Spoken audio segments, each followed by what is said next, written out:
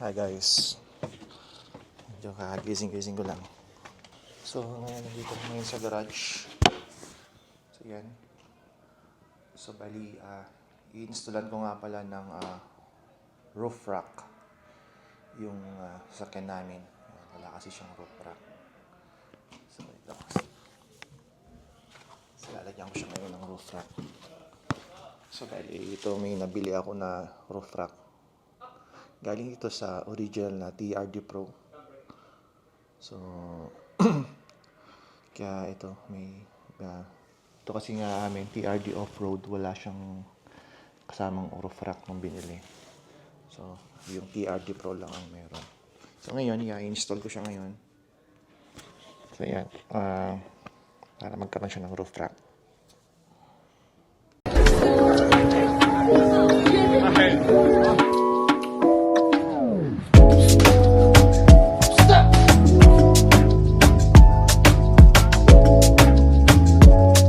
So yan, in-open ko yung door kasi medyo mainit. Kasi ito, kailanganin ko rin ng ladder. Mataas kasi siya. So una, kailangan ko nang i-pop out to. So kailangan siyang i-pop out. Yung plastic, bali apat siya. May pang ano naman ako dito. May tools naman ako dito. So yun guys, natanggalan natin yung apat na cover. So kailangan kasi natin tanggalin yung old na bar. Ito, yung pinaka bar nya. So kailangan natin siyang tanggalin para may lagay natin yung bagong roof rack. So ito yung, yan, kailangan natin tanggalin yung apat na tornilyo. Ay, dalawang tornilyo. Tapos bali 8 siya. So okay, let's go.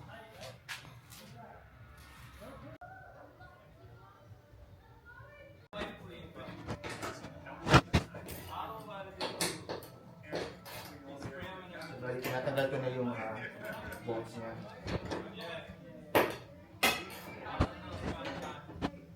Kailangan sabay siyang tanggalin.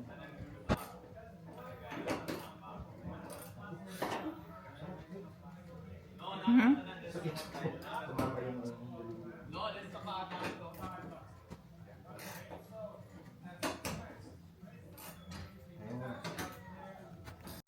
So yun guys, natanggalan natin yung tornilyo. So ang gagawin ko naman, tatanggalin ko na itong crossbar. Yan. So ito. Yan.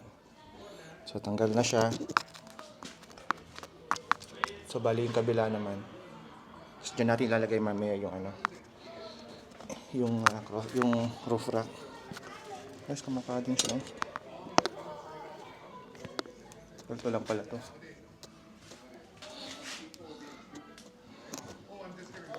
So ilalagay muna natin dito. Kailangan hindi siya nakakalat.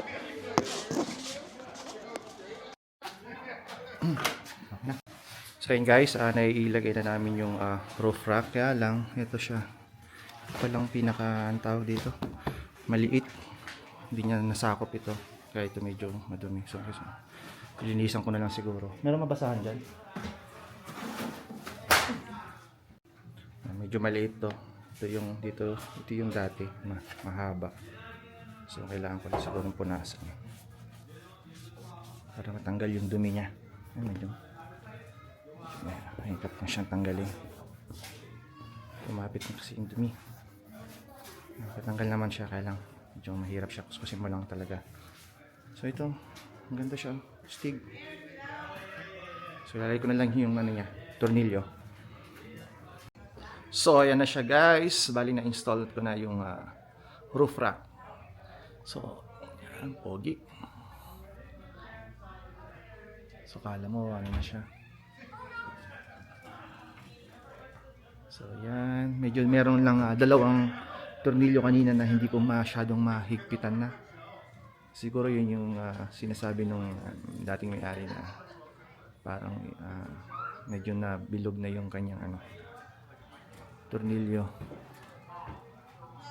So yan, so itatry kong i-atras kung sa side ba or hindi dun sa yun lang worry ko, baka sumayad sa garage. I-start ni Mama G, siya ang magpapatras pa. Hi guys, It's already 9 na in the evening. So ayan, uuwi lang namin galing sa Elk Island. So ayan, so bali isipan kong mag-ihaw dahil meron namang ilaw dito. Ayan. So hindi ko pa rin kasi natatry itong nabili namin na bagong griller. So ngayon, tatry namin. Okay, so i-open ko lang siya.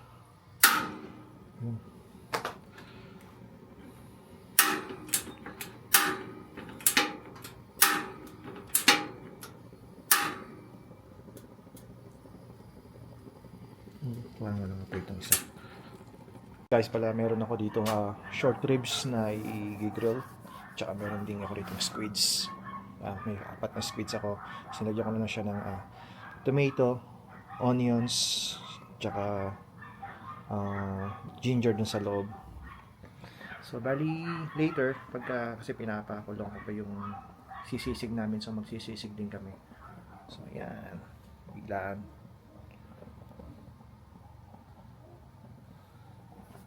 So ano kung gaano katagal ba na siya, kung preheat pa ba. Buti na lang may ilaw dito sa may gazebo. Ayan. So dito na lang ako mag-iihaw. Hindi mo nilabas dito. So ayan guys, walang ilaw dun eh. So ito yung bali yung isisisig namin. Ayan. Tapos nilay ko na rin yung beef at saka yung squids. So i-grill ko muna sila. So after nito, ito namang pangsisig, itong pork. So pinakuloan ko pa kasi siya kanina para mas madali siyang maluto namin later pagka ginrill ko na siya. So yeah, maglagay muna ako ng off lotion. May paisa-isang lamok na nakakalusot. Ito meron naman siyang screen, kaya lang may nakakalusot pa rin na lamok. First time ko kasing mag-grill sa propane. Usually kasi ginagamit ko yung charcoal. So yun yung ginagamit ako dati. Yung sa charcoal namin. Mas masarap kasi siyang kaya lang matagal minsan magpabaga. Kaya bumili na lang ako ng propane. Ito mura lang naman siya nung nabili namin. Kasi sale siya actually. So malaki yung sale niya. So total hindi naman namin siya madalas gamitin. Kaya yun. Ganito na lang ang binili namin. Tsaka affordable siya. Yun, may upuan tayo. So muna tayo habang nag-iihaw.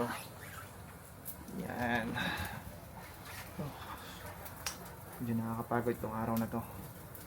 So dahil kong ginawa. So kanina after kong ilagay yung roof rack ng sakyan, pumunta naman kami ng Elk Island, libot-libot doon.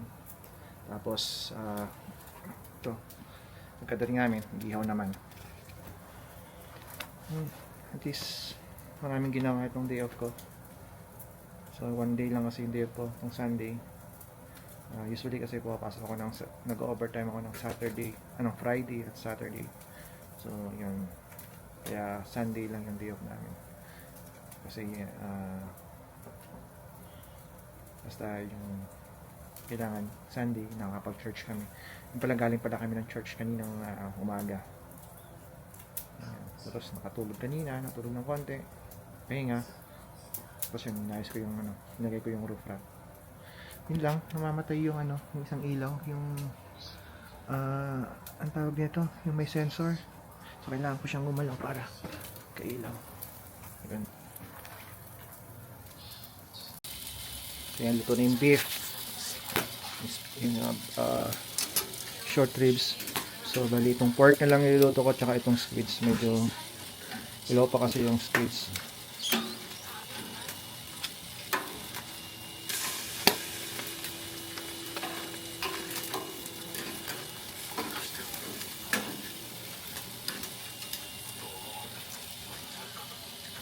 Si Mama G naman nanonood ng Wansong Korean novela.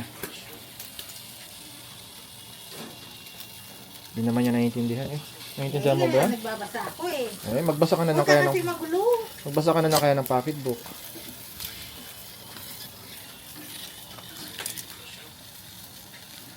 So ayan guys, tapos namin magluto.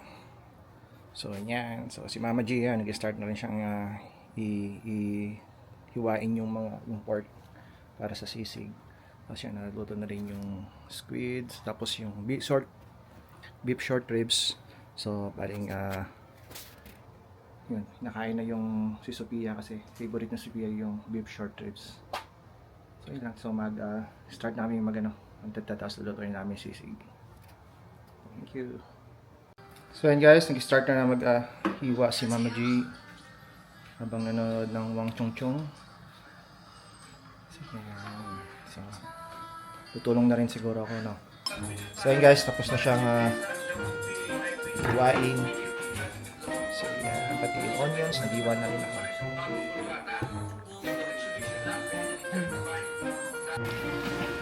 So yan guys, ito na siya. Yan.